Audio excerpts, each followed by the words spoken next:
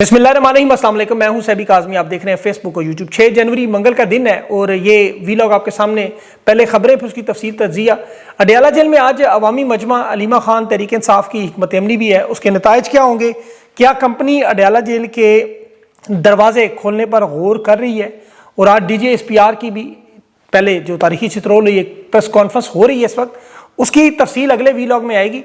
Opposition leader की तकर्री पर हुकूमत के महमूद अचकज़ई से जो बैकडोर राब्ते हैं, तमाम रुकावटें दूर हुई हैं, लेकिन फील्ड मार्शल के लिए मुश्किलात का बहुत बड़ा सामना। मोहम्मद बिन सलमान के खिलाफ जो कैंपेन चलाई गई, सऊदीया शदीद नाराज, और तुर्की और इनके जो ताल्लुकात वेनेजुएला के मामलात से सऊदी अरब की जो फौज यमन में, अरब अमारात को शिकस्त देने के बाद सूडान, सोमालिया में प्रॉक्सी वार का जड़ से खात्मे का ऐलान अब फैसला कुन मराइल है।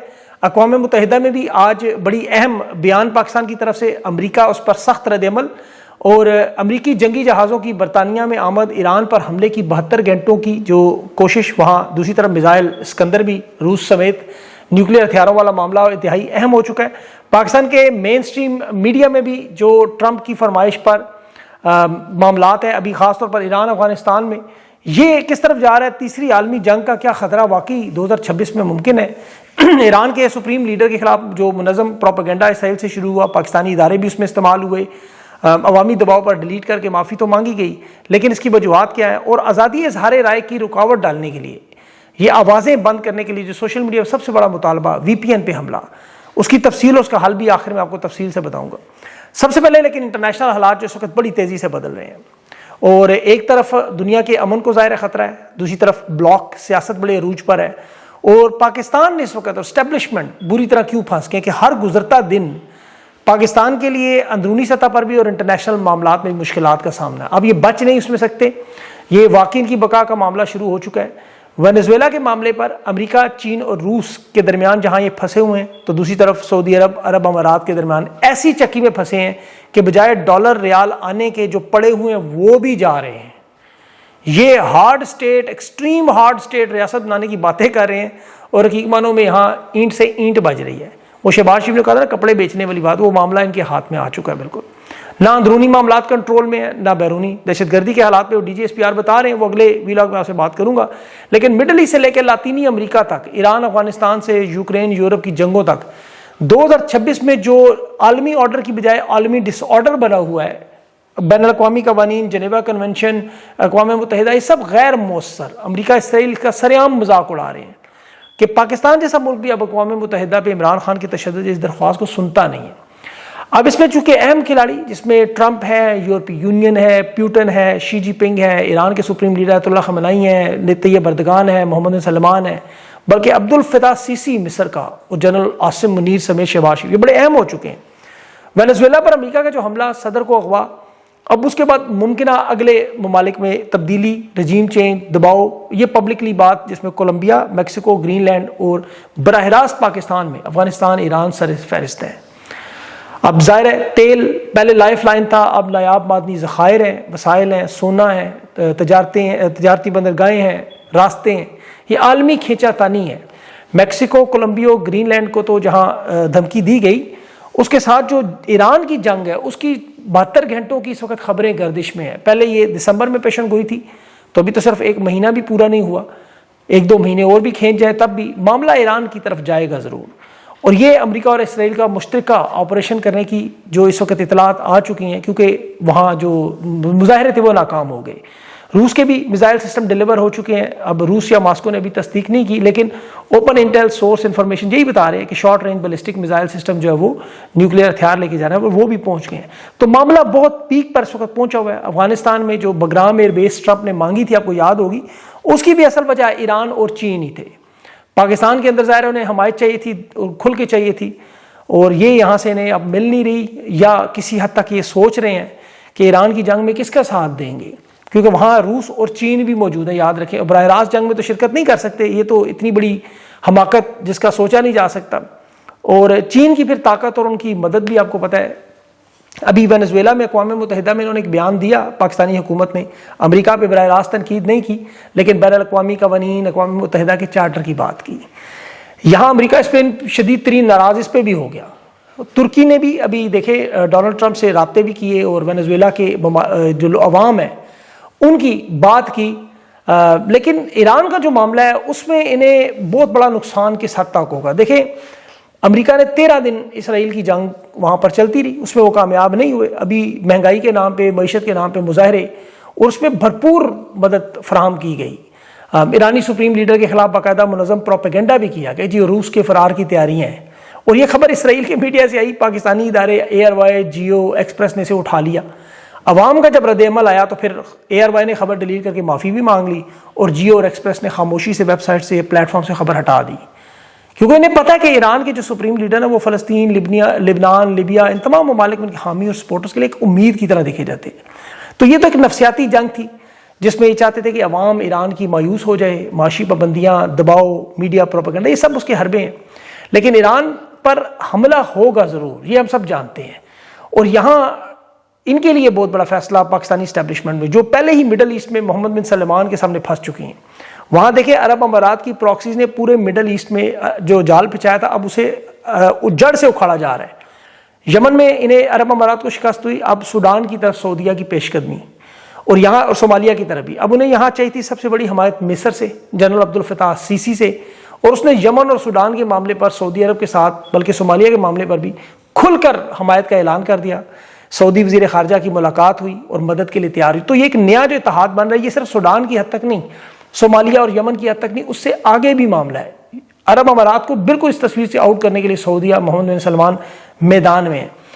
اور یہ باقاعدہ طور پر عرب امارات کے خلاف مصر کا اتحاد جو ہے، یہ معاملہ آگے بہت بڑھے گا، کیونکہ ترکی اس میں یمن کے معاملے پر عرب امارات کے ساتھ کھڑا ہو گیا. یہ آپ کو بڑی عجیب بات لگے گی، لیکن طیب اردغان نے عرب امارات کے وزیر خارجہ کو فون کر کے یمن میں حمایت کا اعلان کیا. تو یہ جو بلاک سیاست ہے یہ عروج پر ہے.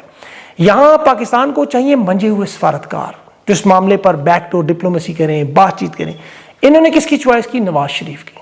اور یہ کس کو لے کے گئے؟ اپنے داماد کو عرب امارات میں. پہلے بیٹی بھی لے کے وہ واپس آ گئی. اب وہاں جو ان کی ملاقاتیں ہوئیں عرب امارات کے ایک بزنس مین سے، ایک خلیج ٹائم کے مالک سے، مطلب کسی اہم بندے سے ملاقات تک نہیں ہو سکی. اور سعودی عرب ان کاوشوں سے بھی سخت ناراض. محمد بن سلمان ان کی حکومت کا نظر آ رہا ہے کہ ان کے خلاف باقاعدہ کمپین پاکستان سے چل رہی ہے.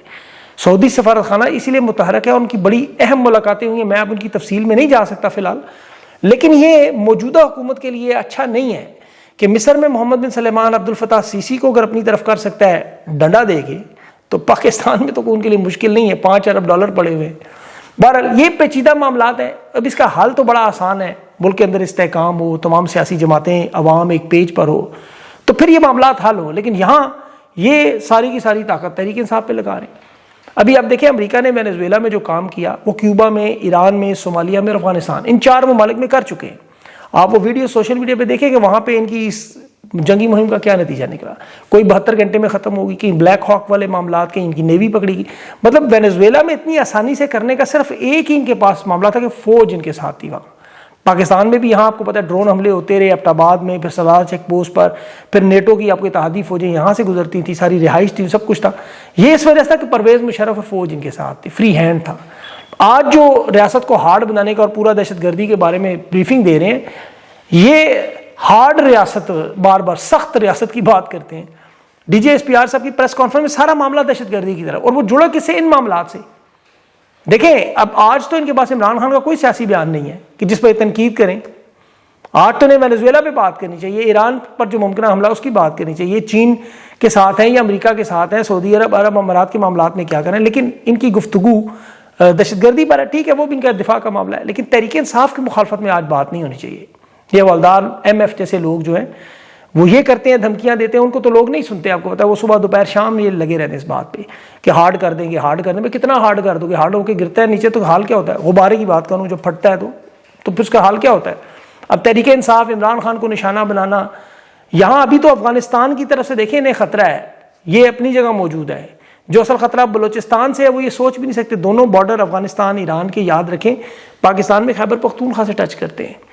تو ان معاملات کو کس حد تک خراب یہ کرنا چاہتے ہیں؟ مجھے یہ لگتا ہے کہ یہ سوچتے ہیں کہ ہم عمران خان کے پاس ہی پھر اڈیالہ جائیں گے اور اسے ہی کہیں گے آپ مقدمہ لڑیں، ہمارے بس کا کام نہیں ہے. کیونکہ یہ بات تو طے ہے. دیکھیں غزہ میں جو امن فوج کا معاملہ ہے وہ ادارے کے اندر بڑی سخت مزاحمت ہے.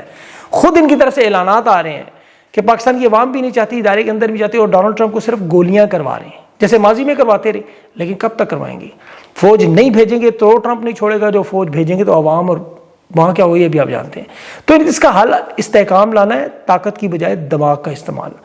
اب اس صورتحال میں تحریک انصاف کی قیادت کے پاس تو دیکھیں یہ حالات بڑے موزوں ہیں، وہ صرف عوام کو موبلائز کریں۔ ابھی اڈیالہ جیل کے باہر تو جنید اکبر اور عالیہ حمزہ کی ذمہ داریاں ہیں، سلمان اکرم راجہ کی ذمہ داریاں ہیں، وہ کسی حد تک انہیں پورا کرتے ہیں، ایک ہفتہ کے پی، ایک ہفتہ پنجاب کے لوگوں کو بلاتے ہیں۔ یہ میری سمجھ سے باہر ہے، خیبر پختونخوا 2 گھنٹے دور ہے، پنجاب کے لوگ تو رہتے ہی ہیں، اڈیالہ جیل میں تو یہاں سب کو موجود ہونا چاہیے، ہر ہفتے 1 ہفتے کی حاضری ہے۔ اب اس میں تو ان کے پاس سارے آپشنز موجود ہیں، ہر ریجن کے لوگوں کو آنا چاہیے، تو یہاں کے دباؤ بڑھائے۔ لیکن یہ اور پھر ٹکٹ ہولڈرز بھی جو ان کے میدان عمل میں نہیں نکلتے، انہیں بھی شرم کرنی چاہیے، غیرت کرنی چاہیے۔ اور حکومت کے مذاکرات میں تو دیکھیں محمود اچکزئی کی حد تک یہ تیار ہیں اپوزیشن لیڈر کے لیے، تاکہ یہ کوئی راستہ بنائیں، وہ رکاوٹیں دور ہوئی ہیں۔ پھر سہیل افریدی بھی اسٹریٹ موومنٹ اور مزاحمت کے لیے تحریک انصاف کو جگا رہے ہیں، جان مار رہے ہیں۔ تحریک انصاف کے لوگوں کو اس وقت صرف ایک اہم چیز میں بار بار بتاؤں گا کہ آپس میں ایک اتفاق اور اتحاد۔ دیکھیں ان کے ہر وقت کے لڑائی جھگڑے، ہر وقت کے طنز تانے، ٹانگیں کھینچنا کریڈٹ کے چکر میں، یہ چیزیں مجھے سمجھ نہیں آ رہی۔ 3 سال 10 مہینے ہو گئے، یہ پتہ نہیں کب سمجھیں گے ان چیزوں کو۔ اکٹھے ہو کر اپنے مینڈیٹ کے لیے لڑیں، ظلم اور زیادتی جو ان پر، اس پر اتفاق اتحاد سے کریں۔ پاکستان کی عوام ان کے ساتھ کھڑی ہے، نہیں اور کیا چاہیے ان کے؟ تو جو مخالف ہیں ان کی تو اس وقت نہ اخلاقیات ہیں، نہ وہ کسی دین کو مانتے ہیں، نہ قانون کو مانتے ہیں، اور جو حالات انہوں نے بنا دیے ان کے لیے تو بڑا آسان ماحول ہے۔ یہاں تو پہلے دیکھیں جس طرح سیاستدان چھوڑے، پھر صحافی چھوڑے، باقی ہم سب لوگوں کو دوڑ سے باہر نکال کے، اس میں بھی یہ کامیاب نہیں ہو سکے۔ قوم کھڑی ہے ہمارے ساتھ بھی آپ لوگ کھڑے ہیں، تو جب عوام کھڑی اسے کوئی طاقت نہیں لا سکتی۔ عوام کو خاموش کرنے، مایوس کرنے کی بجائے ان کو حوصلہ دے۔ 3 سال 10 مہینے ہو گئے دیکھیں آزادی اظہار رائے پر۔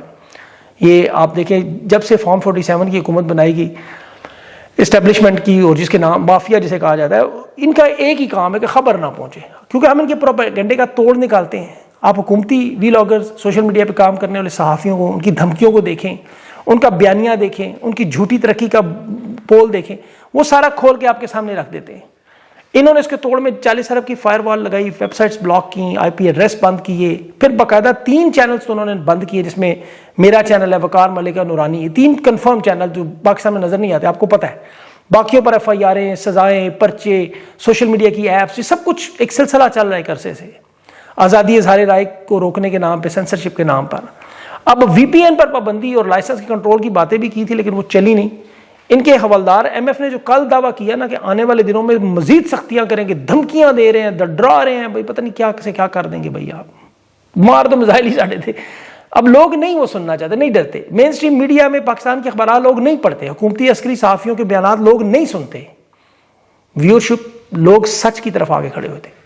یہ دیکھیں اتنی بڑا معاملہ ہے کہ مذاکرات میں انہوں نے کیا شرط رکھی کہ یہ سوشل میڈیا سارا خاموش کروا دیں، بس پھر ہم مذاکرات کریں گے۔ تحریک انصاف کو دبانے، لیڈرشپ کو کنٹرول کرنا، یہ تو سارا کر چکے، لیکن کیا سوشل میڈیا ان کے کنٹرول میں ہے؟ یہ تو نہیں چلاتے، نہ یہ روک سکتے۔ پھر چینل بلاک کا بھی لوگوں نے حل نکالا ہوتا، VPN لگا کے لوگ دیکھ لیتے تھے۔ اب 22 دسمبر کو 2025 کو انہوں نے VPN پہ حملہ کیا ہے۔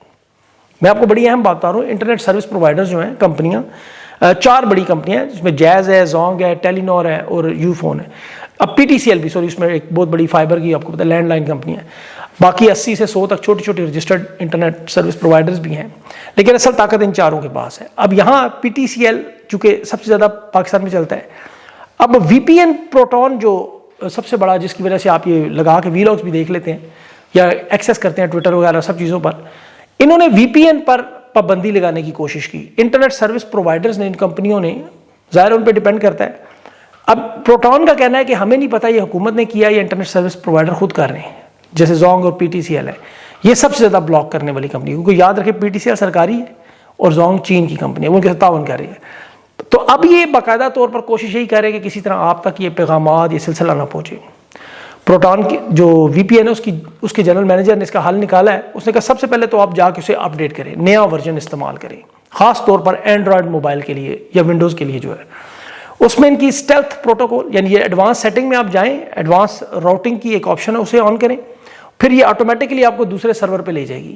اور پروٹون پہ 1 سے زیادہ سرور ہیں۔ شروع میں لوگ کیا کرتے ہیں، اے سے جو نام شروع ہوتے ہیں انہیں سلیکٹ کر لیتے ہیں۔ آپ کوشش کریں چھوٹے ممالک میں یورپ کے منتخب کریں جہاں کم ٹریفک ہوتی ہے، وہاں انہیں شروع کریں، وہاں اس سرور پر منتقل ہونے سے پھر آپ کے سامنے یہ VPN ساری چیزیں چلتی ہیں۔ پھر موبائل ڈاٹا بھی سوئچ کریں یا وائی فائی پہ جا کے دیکھیں، دونوں میں سے ایک میں چل جاتا ہے. تو یہ ضرور ڈاؤن لوڈ کر کے ایڈوانس سیٹنگ میں جا کریں. یہ معاملہ آپ کے سامنے دیکھیں کیوں رکھنے کی کوشش کی جاتی ہے. اس وقت مشکل سے کوئی 20-25 لوگ ہیں پاکستان اور پاکستان سے باہر جو ان تمام انسانی حقوق، اس غدر پر، اس آزادی اظہار رائے پر، بے گناہ لوگوں کی جیل میں اور خان کے اس نظریے پر اس کا ساتھ دے رہے ہیں. ان کی آواز میں آواز ملانا آپ کا بڑا اہم فرض. ہم سب لوگوں کی میں بات کر رہا ہوں. تو جس کو آپ حق سمجھتے ہیں اس کا ساتھ دیں. آپ کو پتہ ہے کون کس طرف کھڑا ہے.